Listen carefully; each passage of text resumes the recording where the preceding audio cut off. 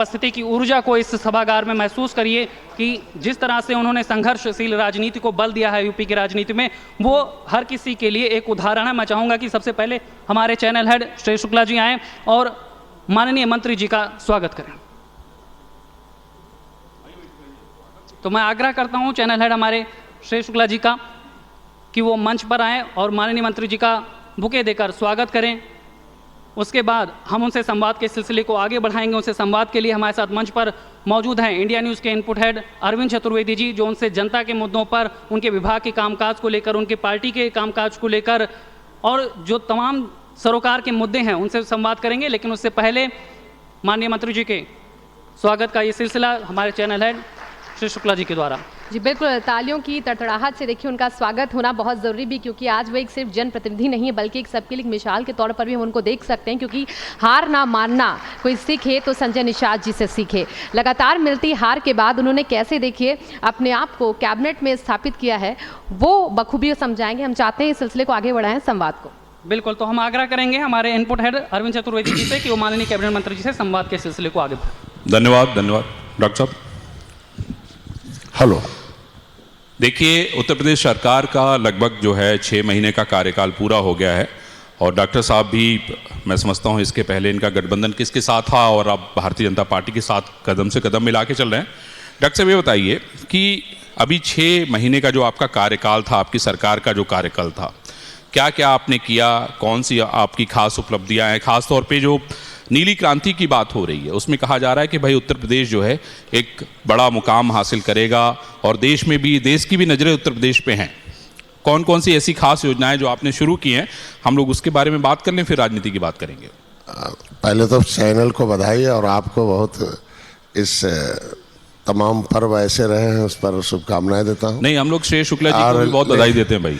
लेकिन जो आपने कहा 6 महीने के कार्यकाल का, तो मैं अपने इस बात को रखने से पहले रखूँगा कि 70 साल देश आज़ाद के लगभग हुए और उस लगभग 7 साल से मैं इस क्षेत्र में एक्टिव हूँ और 7 साल में काम करने के बाद मैं सड़क का जो वकील था, मैं सदन का वकील हूँ और मैं सरकार का अंग हूँ। इस समय 7 महीने के आसपास हो गए। तो 7 महीने से जो हमारे पहली बार तो ये मछुआ समुदाय था, इसे अंग्रेज़ों ने कानून बनाकर उजाड़ा था 12 अक्टूबर 1871 को। इन्हें क्रिमिनल घोषित किया था। पहले सड़कें नहीं थी और नदियां ही हाईवे थी और नदियों के माध्यम से ही विदेशी आक्रमणकारी आते थे और सीधे इस मछुआरों से इनके ऊपर आया। जब मछुआरों के अंदर राष्ट्रभक्ति आई तो अंग्रेज़ों को इस देश को छोड़कर भागना पड़ा और उनको, अंग्रेज़ों को हमारे लोगों ने नदियों में मार मार के उन्हें मतलब कत्लेआम भी किया और उस फांसी पर भी चढ़े और देश को आज़ाद कराया। और अब विपक्षियों को मार रहे हैं। मैं कह रहा था उसके वजह से उजड़े थे और इनको क्रिमिनल कास्ट घोषित होने के नाते देश के आज़ाद के बाद 5 साल 16 दिन गुलाम थे। 31 अगस्त 1952 को क्रिमिनल कास्ट हटा। देश आज़ाद होने के बाद ये समुदाय 5 साल 16 दिन गुलाम था। 31 अगस्त 1952 को क्रिमिनल कास्ट डिनोटिफाइड किया गया, इन्हें डिनोटिफाइड ट्राइब्स के रूप में मान्यता दी गई। लेकिन पिछली सरकारों की गलत नीतियों और उदासीनता के चलते ये हाशिए पर ये समुदाय चला गया था। मैं बधाई दूंगा मोदी जी, अमित शाह जी, नड्डा साहब और भारतीय जनता माननीय योगी आदित्यनाथ को कि इस समुदाय के लिए चिंता की और केंद्र में कृषि मंत्रालय से मत्स्य मंत्रालय अलग किया। जहां अंग्रेज़ों ने कानून बनाकर कहा था कि आपको जिंदा रहना है तो पैसा कमा के पट्टे से ताल और पोखरे में कमा के सरकार को रुपया देना होगा, तब तुम्हें अपना खाना खाना होगा। लेकिन इस सरकार ने इस समुदाय के लिए ज्ञानवान बनाने के लिए मत्स्य मंत्रालय अलग किया। 20,000 करोड़ रुपए की पूरे देश के मछुआरों को उन्होंने एक धन अलॉट किया। पहली बार बजट में हिस्सा मिला। कहते हैं बजट का जो हिस्सेदार होता है सबल होता है और जो बजट का जो शिकार होता है वो निर्बल होता है। तो पहली बार बजट का हिस्सेदार बनाया। तो कोस्टल एरिया के लिए 11,000 करोड़ और 9,000 करोड़ रुपए के आसपास हमारे इनलैंड के लिए दिया, जिसमें पहली बार है कि प्रधानमंत्री मत्स्य ब्लू रेगुलेशन आई। उसमें ढेर सारे कुछ उसको मूर्त रूप देने के लिए प्रधानमंत्री मत्स्य संपदा योजना का रूप दिया गया। उसे पहली व्यवस्था दी गई कि इस समुदाय के लोग पैदल चलते हैं। इस समुदाय के पास साधन नहीं है, साइकिल से चलते हैं। इस समुदाय के लोग कमज़ोर हैं, छोटा काम करते हैं, छोटे मार्केट से जाते हैं, पैदल आते हैं। इस समुदाय के लोगों के ऊपर था कि ये नदियों में डूब के कभी गोताखोर के रूप में, कभी नीचे मछली मारने के रूप में ठंड में भी नीचे घुसते थे, उस ठंड से खून जमने न पावे इसके लिए उस समय लोग एल्कोहल का रूप करते थे। तो इनके ऊपर एक आरोप लग गया कि दारू पीने वाली जात है और ये पौआ पर पैसा पर वोट दे देती गरीब है। तो इनके ऊपर आया कि इनको इनके जो साधन संसाधन दिए जाए। तो इनके लिए पहला जो महत्वपूर्ण योजना बनाई सरकार ने कि प्रधानमंत्री के तरफ से इस संपदा योजना के माध्यम से NFDB national fishery development board जो हैदराबाद में, उसने कहा कि इनके लिए सामूहिक दुर्घटना बीमा की व्यवस्था की जाए कि अगर कोई मछुआ समुदाय का आदमी अपना आधार कार्ड और बैंक पासबुक अकाउंट हमारे फिश फार्मर ऐप पे डाल देता है और फिर इंक्वायरी होती है कि इस क्षेत्र में है तो उसे फ्री 70,000 लोगों को हम उत्तर प्रदेश में फ्री में बीमा कि कैजुअलिटी होने पर 5 लाख, अगर डिसेबिलिटी होने पर 2.5 लाख, अगर कहीं वो अस्पताल में भर्ती है तो हमारा विभाग 25,000 है। लेकिन आपके पुलिस वाले तो कह रहे थे कि सारी जो मछली का कारोबार था सब तो मुख्तार के पास था, सब छुड़वा लिया आप लोगों ने? अब धीरे धीरे आ रहा, अभी तो चूंकि अभी तो 7 महीने हुआ है, जहाँ 70 साल से कब्जा हो उसे छुड़ाने में थोड़ा समय लगता है। आपको मैं बताऊं कि आगे भी जान लीजिए कि प्रधानमंत्री जी ने इसके जो 60% सब्सिडी दी महिलाओं को, इनको कि इस क्षेत्र में जो काम करता, अभी हम 16,000 लोगों के लिए मतलब लक्ष्य निर्धारित किए। पहले तो 4,000, 3,000, 5,000 आवेदक आते थे 4-5 सालों से, लेकिन पहली बार है कि हमारे आने से और मत्स्य मंत्रालय उत्तर प्रदेश में अलग होने से, माननीय योगी आदित्यनाथ के उस नेतृत्व में जो टीम बनी उसमें हमें मत्स्य मंत्री बनाने की वजह से अभी 80,000 के आसपास आवेदन आए हैं। उसमें से हम 16,000 लोगों को लाभान्वित करेंगे 60% सब्सिडी देकर।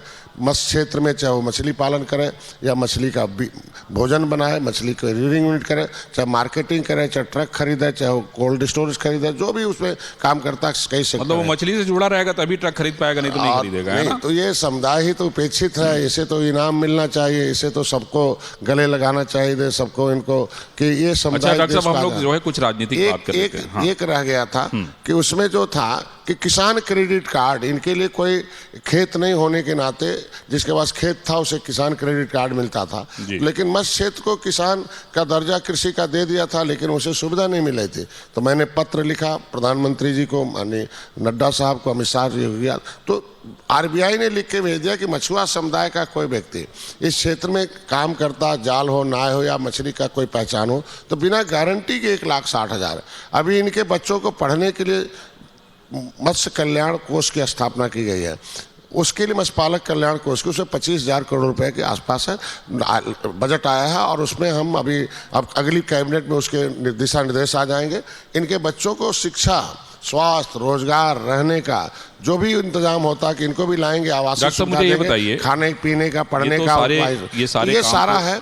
अब निषाद राज के लिए कर रहे हैं आप? ये हम कुछ कर रहे हैं। मुझे आप ये बताइए, एक अंतिम है कि निषाद राज का जो किला है, हाँ। कभी वो उजड़ा हुआ था, कभी वो स्वर्ग, वो भगवान राम और निषाद राज की जो मूर्ति गले लगे हुए, तो त्रेता में कभी भगवान राम ने निषाद राज को गले लगाया था, तो आज भारतीय जनता पार्टी ने निषाद राज के डॉक्टर साहब जो है भगवान राम के साथ निषाद राज को गले लगवाएंगे, ये मुझे समझ में आ रहा है ना? तो आज वहाँ भगवान राम और निषाद राज के गले लगे मूर्ति बहुत विशाल लग रही है, जो 10 किलोमीटर पहले से दिखाई देती है। गले मिले चाहे ना मिले, लेकिन मूर्ति गले जरूर मिलेगी, ये तो गारंटी है। इतिहास से प्रेरणा मिलती है, प्रेरणा से जागृति होती है। अब मुझे ये बताइए कि भाई अपना दल जो है विधानसभा में उसको 18 सीटें दी गई, 2024 का लोकसभा चुनाव नजदीक आने वाला है, आपने अपना सर्वे कराया होगा बहुत सारी जगहों पे, बहुत सारे विधानसभा में निषाद राज प्रचुर मात्रा में है, उनकी संख्या बहुत अच्छी है। तो पिछली बार आपको इन्होंने 1 सीट दी, वो भी अपने कोटे से दे दी, वो निषाद कोटे से दी नहीं। तो हम लोग ये क्या उम्मीद करें कि लोकसभा के इस बार के चुनाव में संजय निषाद इंडिया न्यूज़ के मंच से कितनी सीटें मांग रहे हैं? देखिए, हम लोग मांगने वाले तो हैं नहीं, तो छीनने वाले हैं। हम लोग तो निकालने वाले हैं। तो चाहे वो मछली 70 फुट नीचे मछली हो, चाहे गड्ढे में कोई भी हो, चाहे भगवान राम के समय हो, रावण को खत्म करने के लिए हो, रावण राज खत्म करके राम राज लाने वाले, हम लोग कुछ लाने वाले लोग हैं। तो यही कहा ना कि मैंने जाल फैला दिया आपने। यहाँ माननीय अनुप्रिया जी जाल पूरे प्रदेश में फैला दिया है। अपना दल की जहाँ तक बात की है, उन्हें पार्टी विरासत में मिली थी, उनके पिताजी ने पार्टी खड़ी की थी, उनके बच्चों को विरासत में मिली थी, और हम लोगों को हिरासत में पार्टी खड़ा किए हैं। 70 अंग्रेजों और मुगलों की हिरासत में थे। पिछली सरकारों के समय भी हम लोग कुछ नहीं थे। अब पार्टी हम 2013 में लाए हैं, मतलब संगठन को लाए और 16 अगस्त 2016 को पार्टी बनाए। अगर पहली बार में एक विधायक मैंने जीता पहले चुनाव में, दोबारा 2018 में, 2019 में एक सांसद भले उनके कोटे से जीता, लेकिन वकील तो निषाद पार्टी का है, वकालत तो निषाद पार्टी का बेटा है। तो रणनीति है कि सिंबल किसका होना चाहिए, तो नीति है कि कौन भी नेता कौन पार्टी नीति बनाती है। तो इसलिए नीति तो सदन में बनती है, पार्टी बनवाती है। तो पार्टी को जीत के जाना जरूरी है। तो अगर भाजपा के सिंबल से जीतना था और पार्टी अभी दूसरे जगह संगठन ठीक से नहीं खड़ा कर पाई, हम लोग कितना मान के चले? मैं कहता हूं कि अब जो भी देखो बड़े भाई हैं भारतीय जनता पार्टी और उनके पास बड़ा दिल है और दिल दिखाकर हमें 15 सीटें दी और 15 सीटों में 11 सीटों पर जीत दर्ज कराई, जिसमें 11 में ऐसे बड़े भाई से मांगेंगे तब और ना 9 देगी। सीटें हमने ऐसी जीती कि जिसमें भारतीय जनता पार्टी नहीं जीत पाती थी। मैंने ऐतिहासिक रूप से जीत दर्ज कराई है।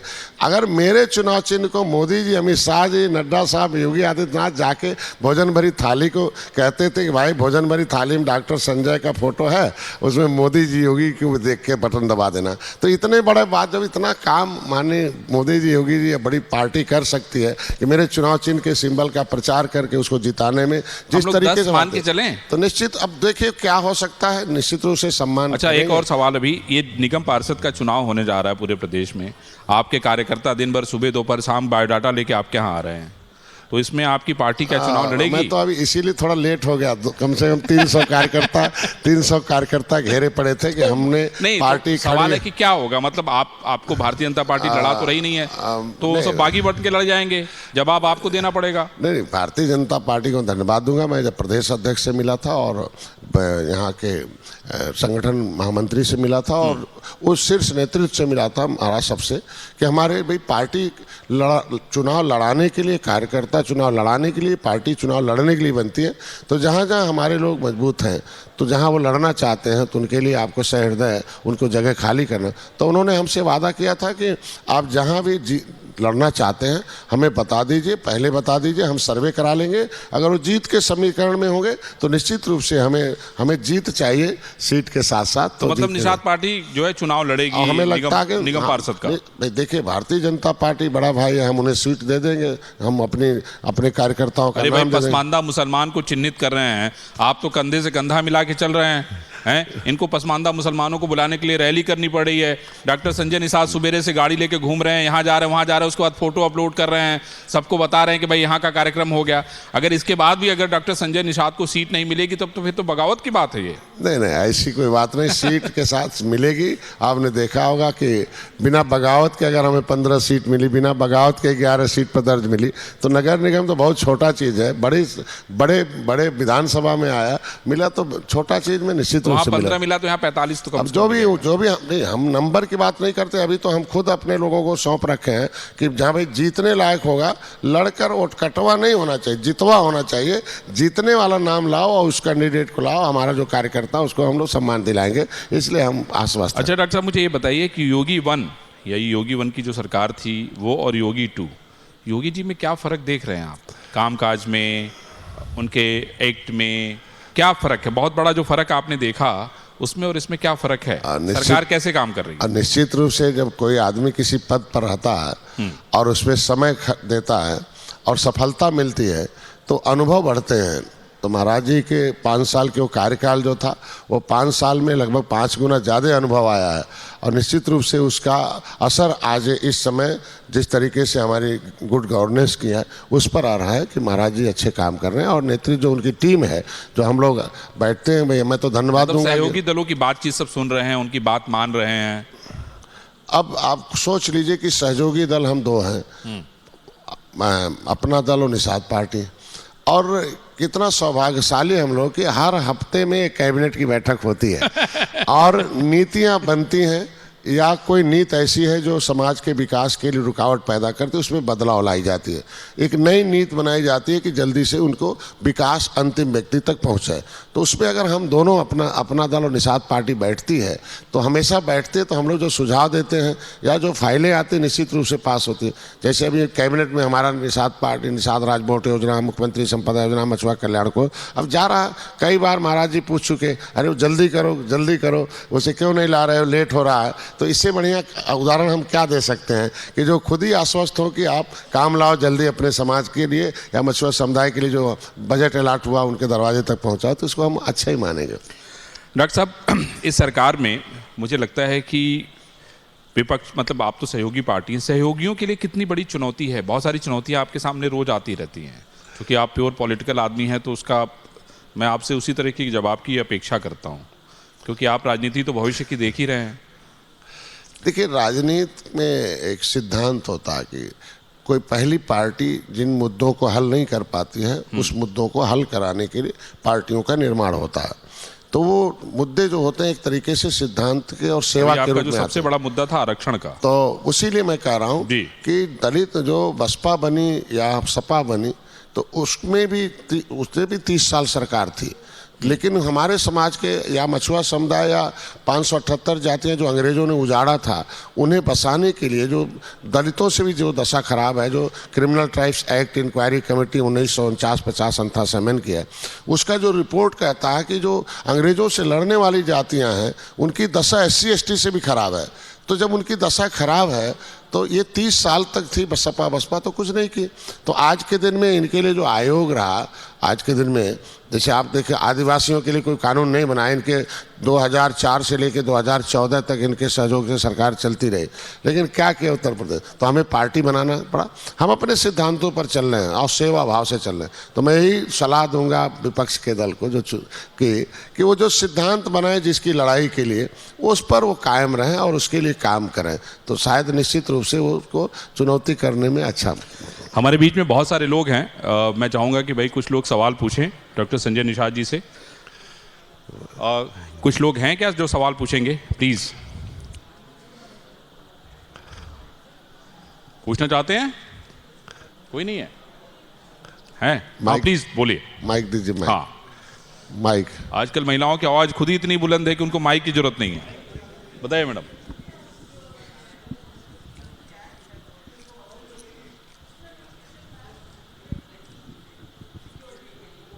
लीजिए मैडम, एक माइक ले लीजिए आप प्लीज। अब से बोलो मैडम जी।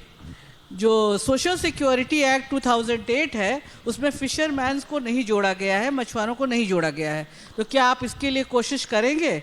क्योंकि हम लोग भी बहुत दिनों से, मैं एक वीमेन एक्टिविस्ट हूँ, कोशिश कर रही हूँ कि बीड़ी वर्कर्स और इन सब को भी सोशल सिक्योरिटी एक्ट में जोड़ा जाए। और दूसरी बात, आपने एक बार भी नहीं कहा कि आपने एक पार्टी फ्लोट की है, तो जाहिर है वहाँ पे मछुआरों की भी बात करेंगे, अति पिछड़ी जातियों को भी जोड़ेंगे, तब तो आपकी पार्टी स्ट्रेंथन होगी। तो क्या कास्ट सेंसस की बात आप करेंगे अपनी पार्टी से? बताइए। कास्ट सेंसस होना बहुत जरूरी है। देखिए, दो बातें इन्होंने सवाल पहला पूछ लिए। तो जो सोशल सिक्योरिटी की बात की, तो मैं अपने को गौरवान्वित हूँ कि सबसे पहले अगर बजट हमने पास कराया दिल्ली से 20,000 करोड़, तो उसमें जो महिलाओं के सशक्तिकरण का है उसमें 60% सब्सिडी है, पुरुष को 40 मिलेगा। अगर कोई महिला हमारे क्षेत्र से जुड़ना चाहती है तो उसे 60% सब्सिडी मिलेगा और उसके लिए बहुत ढेर सारे हमारे यहाँ व्यवस्था दी गई है, प्राथमिकता के आधार पर सब उनको हर क्षेत्र में मिलेगा। और माना गया कि इस मत्स्य क्षेत्र में दुनिया में 50% से ज़्यादा जो भी वर्कर हैं मत्स्य क्षेत्र में, उससे 50% महिलाओं 50% से ज़्यादा भूमिका है। दूसरा आपका था कि दूसरे इस मछुआ जो आप मत्स्य मंत्रालय उसमें है, तो मैं पहला व्यक्ति हूँ कि मत्स्य पालन के क्षेत्र में जो मछुआ कल्याण कोष की स्थापना हो रही है उसका नाम मत्स्य पालक कल्याण कोष है। उसमें मैंने लिखा कि राजस्व संहिता 2016 के अनुसार कि केवट मल्ला बिंद कश्यप कांड़ धीवर रैकवार बाथम सुरैया खुलवट चाहिए 15 जाति तो है, लेकिन मैंने उसमें लिखा कि साल भर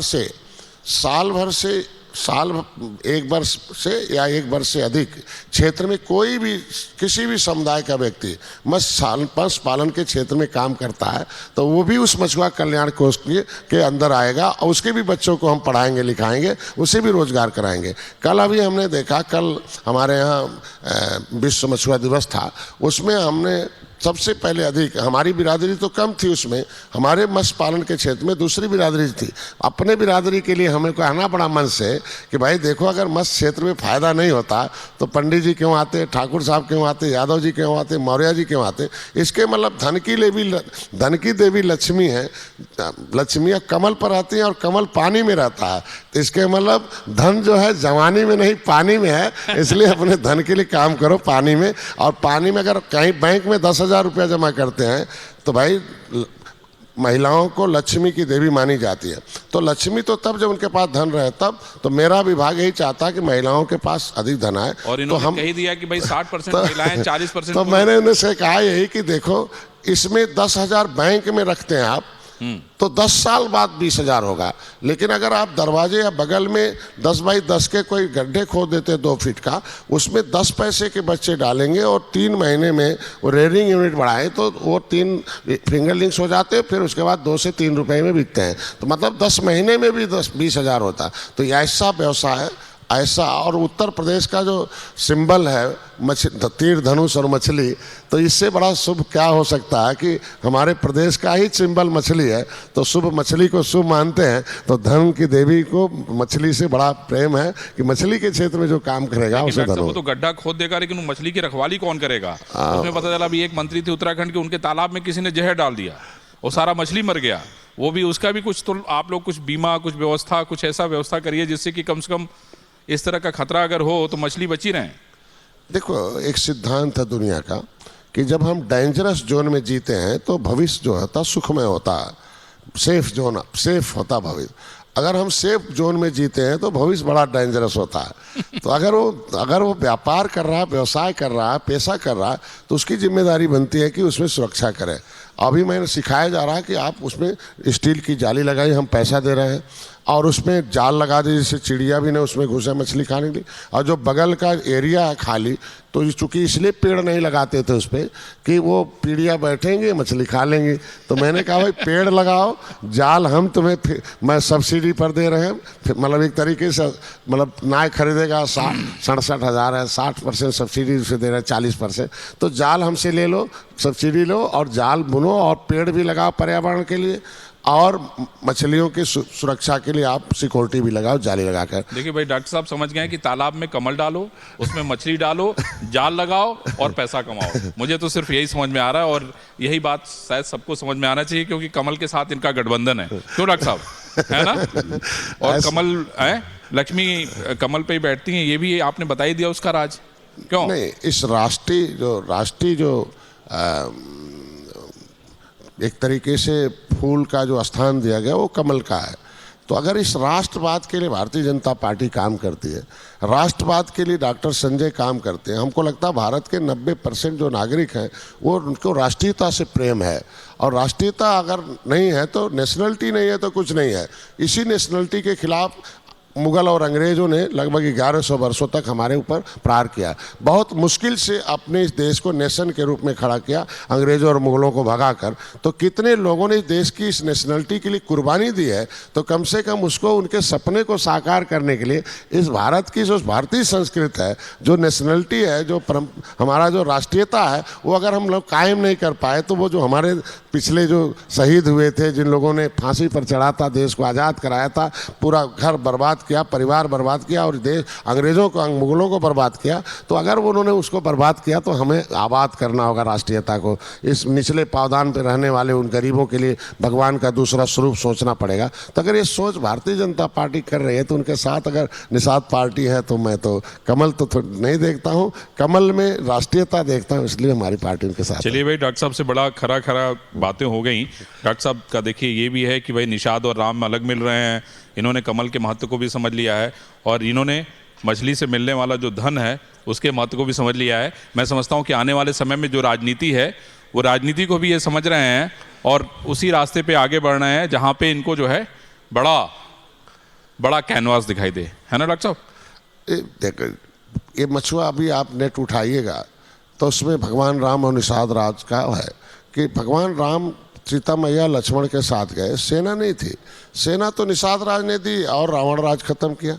तो सेना मेरे पास आके नेट उठाइए तो निषाद कास्ट दिखे तो 18% हमारी आबादी है।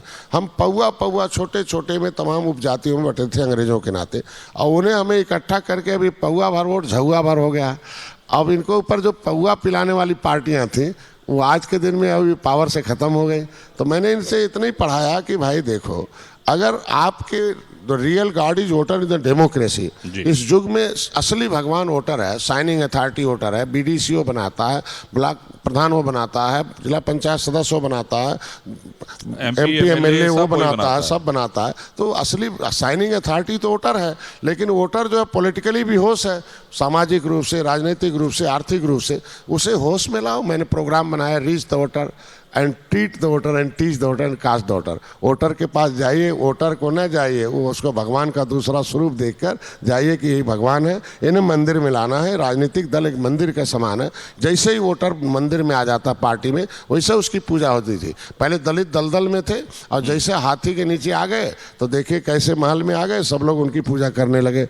जब सबसे ज़्यादा 30 सालों तक कीमत अगर थी तो दलित वोटों की थी, आज भी है। तो ये मछुआ समुदाय दलदल में था, अगर उनको हम दल में ला दिए तो दल में लाने का मतलब जय निषाद राज का नारा लगा दिया। निषाद राज के वंशज को मैंने उनसे कह दिया भाई नीच जात वाले नहीं हो तुम, एक पूजनीय हो, एक इस देश में राष्ट्रवाद भारतीय संस्कृति के उस हैं। तो सारी जातियां आप गले लगा रही हैं, सारे समुदाय के लोग ये मछुआ समुदाय को गले लगा रहे हैं। सारी पार्टियों की अब भाषा बदल गए हैं मछुआरों के पक्ष में। आप पहले जाते थे थाने पर तो अब शब्दों का प्रयोग मिलता था, तो अब वही दरोगा कहता निषाद जी आइए।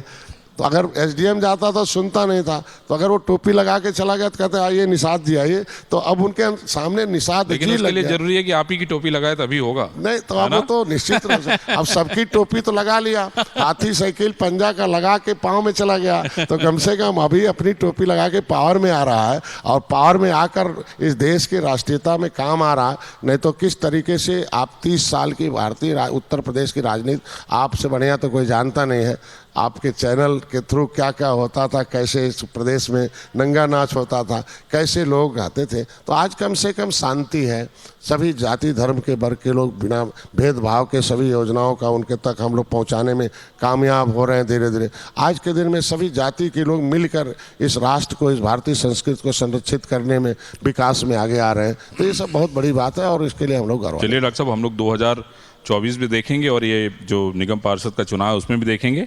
आप राजनीति में आगे बढ़ें, हम तो यही शुभकामना देते हैं और युवाओं को आप जोड़ी रहें। आपने इंडिया न्यूज़ के मंच पे बात की, समय दिया, उसके लिए आपको बहुत बहुत धन्यवाद। Thank you. बहुत बहुत बधाई, बहुत बहुत धन्यवाद। बहुत बहुत शुक्रिया सर, हमारे साथ इस मंच को साझा करने के लिए आपका। अपने विभाग से जुड़ी तमाम बातों को आपने देखिए साझा किया है और देखिए वक्त अब आगे बढ़ता जा रहा है। अभी आपने मंत्री संजय निषाद जी को सुना, जिन्होंने अपने विभाग को लेकर, अपने विभाग के रोल को लेकर हर एक चीज़